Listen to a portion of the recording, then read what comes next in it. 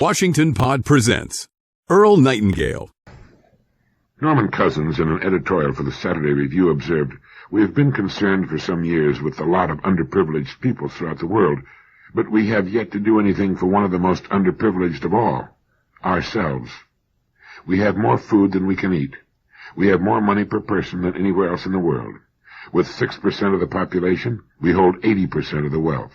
We have bigger homes, bigger TV sets, bigger cars, bigger theaters, bigger schools. We have everything we need, in fact, except the most important thing of all, time to think and the habit of thought. We lack time for the one indispensable for safety of an individual or a nation. Thought is the basic energy in human history. Civilization is put together not by machines, but by thought. Similarly, man's uniqueness is represented not by his ability to make objects, but to sort them and relate them. Other animals practice communications. Only man has capacity for comprehension. Displace or eliminate thought, and the species itself has, as little claim on survival as the dinosaurs with their 4-foot skulls and the pea-sized brains. The impotence of the brute, alongside the power of the sage, is represented by thought. We seem to have no time for thought. The paradox, of course, is that we're busy doing nothing. Never before has so much leisure time been available to so many. Leisure hours now exceed working hours. But we have a genius for cluttering. We've somehow managed to persuade ourselves that we're too busy to think, too busy to read, too busy to look back, too busy to look ahead, too busy to understand that all our wealth and all our power are not enough to safeguard our future unless there's also a real understanding of the danger that threatens us and how to meet it. Thus, being busy is more than merely a national passion. It's a national excuse.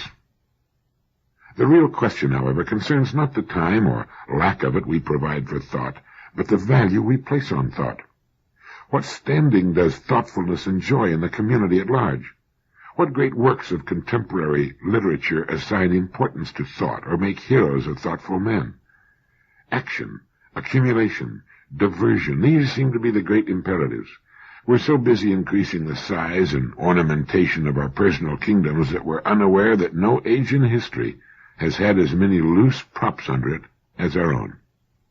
Interesting, isn't it? How much time do you spend in thought?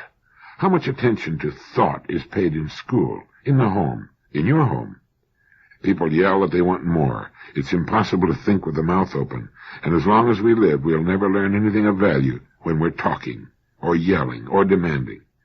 What is needed, most assuredly, is more quiet, reflective, creative thinking.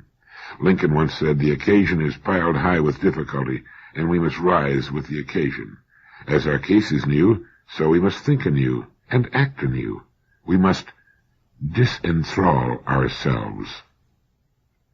On a national and individual basis, we need to define our priorities, organize them in the order of their importance, and attack them with creative thought, realizing that we need new solutions to new problems.